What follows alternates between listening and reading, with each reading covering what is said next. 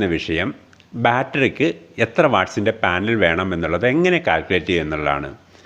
Battery charge ചെയ്യാൻ panel എത്ര വേണമെന്ന് പലർക്കും ഒരു കൺഫ്യൂഷനുണ്ട്. എന്താണ് ഈ കൺഫ്യൂഷൻ്റെ കാരണം?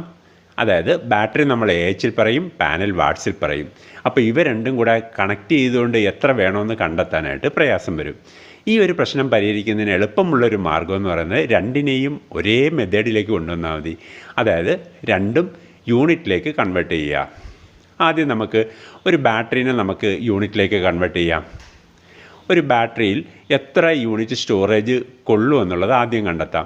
ഒരു 150 ബാറ്ററിയിൽ അതിലെത്ര വാട്ട്സ് ഉണ്ടെന്ന് കണക്കാക്കുന്നതിന് ആദ്യം ബാറ്ററീനെ അതിൻ്റെ വോൾട്ടേജിനെ കറണ്ട് കൊണ്ട് മൾട്ടിപ്ലൈ ചെയ്താൽ മതി. 150 ബാറ്ററി 12 വോൾട്ട് എന്ന് പറയുന്നത് 1800 വാട്ട്സ് നമുക്ക് കിട്ടും. ഈ 1800 വാട്ട്സും നമുക്ക് മുഴുവനായിട്ടും ബാറ്ററിയിൽ നിന്ന് കിട്ടില്ല. ബാറ്ററിക്ക് 80% എഫിഷ്യൻസിയേ ഉള്ളൂ.